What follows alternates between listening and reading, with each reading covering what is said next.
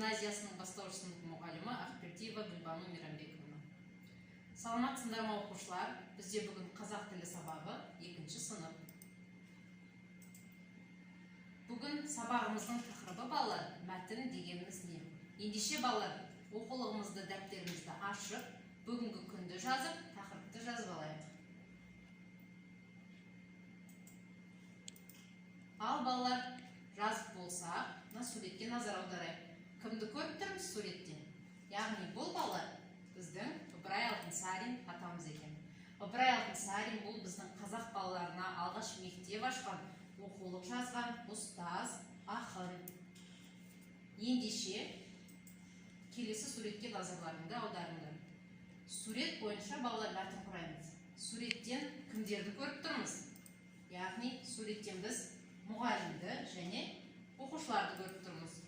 Мұғалім не істеп жатыр? Мұғалім сабақ түсіндіріп жатыр. Ал оқушылар мұғалімді тыңдап отыр. Ендеше біз не істедік қазір? Сурет бойынша балалар мәтін құрадық. Сонда мәтін дегеніміз бірнеше сөйлемнен құралады екен. Және сол сөйлемдер мағына жағынан бір-бірімен байланысып тұру қажет екен. Ендеше балалар оқулығымыздағы бірінші тапсырманы орындайық. Бұл жерде 3 бөлікке бөлініп берген. Ең бірінші мынадай сөздер берген. Ұстазым, Үнжуақ бай, алғашқы менің.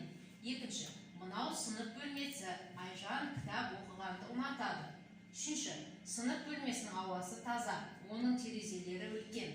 Әдемі парталар 3 қатарға тізіп қойылған. Мұғалім үстелі мен орындығы бөлменің оң жағында тұр. Енді бұл жерде тапсырма балалар, осы 3 бөліктен біз қайсысы мәтін екенін табуымыз керек. Жаңа мен айтып өткендей, мәтін ол мағына жағынан байланысқан бірнеше сөйлемнен құралады дедім. Сондықтан, ал енді қайсысы мәтін ойланыңдар. Дұрыс айтасыңдар балалар. Мынау 3-ші бөлік бізде бұл мәтін. Себебі бұл жердегі сөйлемдер бір-бірімен байланысып тұр. Ал бірінші бөлікте бұл тек қана сөздер берілген, екінші бөліктегі 2 сөйлем берілген. Бұл 2 сөйлем, 2 бөлек. Бұл мағына жағынан байланыспай, сондықтан ол мәтін түріне жатпайды. Ал 3-ші бөлікте сөйлемдер бір-бірімен мағына жағынан байланысқандықтан бұл мәтінге жатады екен. Жарайсыңдар балалар. Ендеше келесі тапсырмаға көшейік. Енді балалар 2-ші жаттығуды орындаймыз. Дәптермен жұмыс болады бұл жерде. Мына жерде бірнеше сұрақ берілген. Осы сұраққа сендер жауап жазасыңдар. Сұрақтар: бірінші, сыныпта қанша оқушы бар?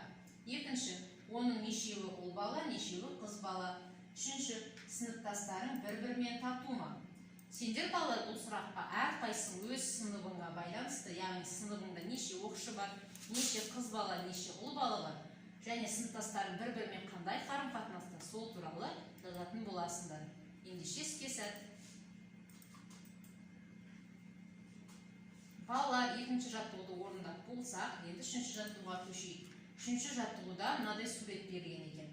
Өздерің көріп отырғандай, бұл біздің сынып бөлмесі. Сендер мен кезекшімін тақырыбында осы суретке қарап отырып, мәтін құрап жазуларың керек.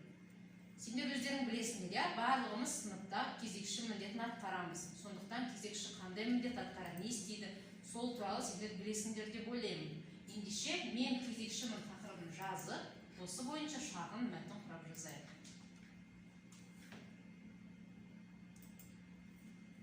Енді балалар 3-ші жаттығуды орындап болған болсаңдар, мына ережені есімізге сақтап жаттап алайық.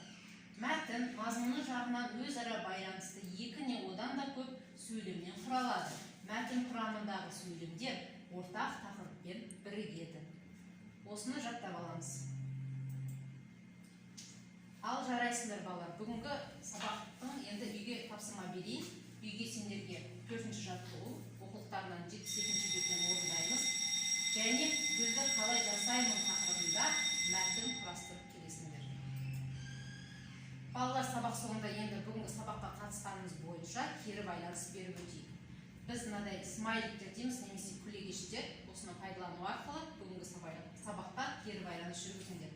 Сабақты егер өте жақсы түсінсең, меңгерсең, керемет деген смайликті жібересің. Ал егер орташа жақсы түсінсең, жақсы деген смайлик, егер түсінбеген жерің болған болса, онда орташа деген түрдегі смайликті жібере қой. Сонымен сабағымыз аяқталды. Назар қойып тыңдағандарыңа рахмет. Сау болыңдар.